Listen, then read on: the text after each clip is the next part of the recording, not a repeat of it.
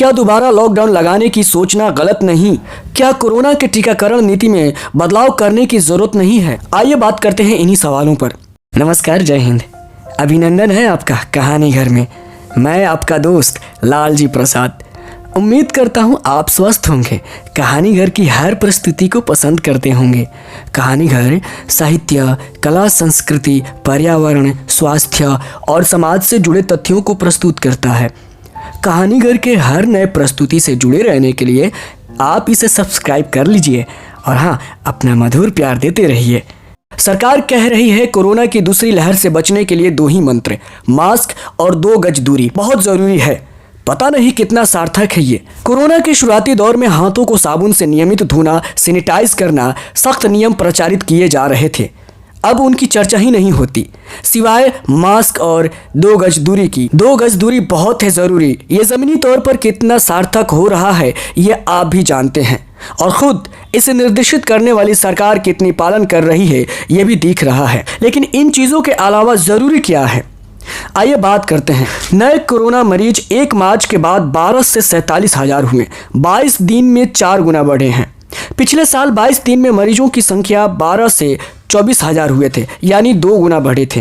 केंद्रीय स्वास्थ्य मंत्रालय ने सोमवार को बताया कि पिछले 24 घंटों में देश में कोरोना के 46,951 नए केस मिले। इनमें सबसे ज़्यादा 30,535 केस महाराष्ट्र में मिले। देश के 84.49% केस महाराष्ट्र समेत 6 राज्यों पंजाब, केरल, कर्नाटक, गुजरात और मध्य प्रदेश में मिले हैं। सवालों के जवाब में बात करते हैं। नारायण हेल्थ के संस्थापक और cardiac surgeon doctor Devi Shetty आज के हालात पर बात करते हैं। कोविड से निपटने के लिए मजबूत तंत्र और वैक्सीन विकसित करने के बाद लॉकडाउन जैसे कड़े कदम भारत की जलवायु से मेल नहीं खाते। यही कारण है कि मास्क के फायदों से 99% लोग वाकिफ होने के बावजूद घर से महज 44% लोग ही मास्क पहनते हैं, क्योंकि उमस और उससे होने वाली घुटन में मास्क पहनना मुश्किल हो जाता है। हम न्यूजीलैंड और ऑस्ट्रेलिया जैसे देशों की तुलना नहीं कर सकते, उनकी सोशल डिस्टेंसिंग में मुकाबला नहीं कर सकते। यहाँ 1 किलोमीटर में औसतन 18 लोग रहते हैं, जबकि मुंबई के धारावी जैसे इलाकों में 1 किलोमीटर में 2 लाख लोग रहते हैं। दिल्ली के गांधीनगर में प्रति वर्ग किलोमीटर में करीब 89,185 लोग रहते हैं। यह ठीक है कि सक्रिय मरीजों की संख्या और उनके लिए अस्पताल में बेड की संख्या को लेकर दबाव आ सकती है। राज्य सरकारें लॉकडाउन के लिए भी मजबूर दिखाई देंगी, लेकिन इसके महंगी कीमत चुकाने के बावजूद कोई लाभ नहीं होगा। लॉकडाउन से जो लाभ होना था वह हो चुका है। सरकारों को जो तैयारी करनी थी वह पहले ही हो चुकी है और वैक्सीन भी आ गई है। ऐसे में सारा ध्यान वायरस को फैलने से रोकने के बजाय देश की बड़ी आबादी को जल्द टीके लगाने की दिशा में तेजी से बढ़ना होगा। लेकिन सवाल है कि हो रहे देश में टीकाकरण नीति में बदलाव जरूरी है या नहीं। देश में हो रहे टीकाकरण नीति में बदलाव की जरूरत है। कोरोना को लेकर इस वक्त 4 तथ्य हैं। पहला, इंग्लैंड व अमेरिका में वैक्सीन के व्यापक प्रयोग के बाद मरीजों की संख्या में क्रमशः 12 और 5 गुना कमी हुई है। दूसरा, भारत में कोरोना मरीजों की संख्या बढ़कर रोजाना 45,000 तक पहुंच गई है।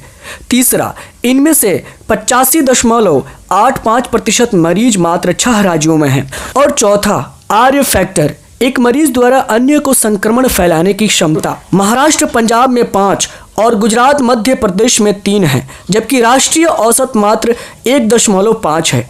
क्या ऐसे में भारत सरकार को वैक्सीन नीति में तत्काल बदलाव करना जरूरी नहीं है? सरकार ने देश भर में 16 जनवरी से पहले स्वास्थ्य कर्मियों और कोरोना योद्धाओं को और फिर बुजुर्गों व गंभीर बीमारी से ग्रसित लोगों को क्रमवार वैक्सीन देना शुरू किया। राजनीतिक रूप से यह सही फैसला हो सकता है, लेकिन रोग की कुछ राज्यों में संक्रामकता व टीके की कमी देखकर महामारी विज्ञान का सिद्धांत यही कहता है कि सबसे पहले इन 6 राज्यों में पूर्ण टीकाकरण की नीति बनती। मानव से मानव के संक्रमण वाली बीमारियों में टीका 2 तरह से प्रभावी होता है, व्यक्तिगत सुरक्षा व हर्ड इम्यूनिटी, सामूहिक प्रतिरोधी क्षमता से। अगर इन राज्यों में पूर्ण टीकाकरण होता तो अभी तक हर्ड इम्यूनिटी की स्थिति होती।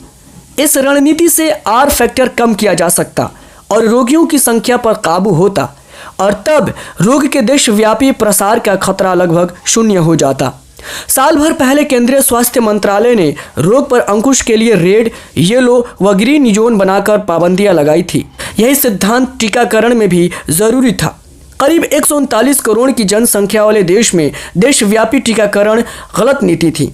दूसरी ओर जो राज्य दावा कर रहे हैं कि उनके यहाँ कोरोना का संकट बेहद कम है, उनकी जनता भी टीकाकरण में उदासीन है और वैक्सीन बर्बाद हो रही है। इसलिए अभी भी वक्त है कि टीकाकरण नीति में बदलाव किया जाए। बढ़ते कोरोना के मरीजों को लेकर और सरकार की नीति को लेकर आपका क्या राय है, कमेंट बॉक्स में कमेंट करके हमें भी बताएं। जय हिंद।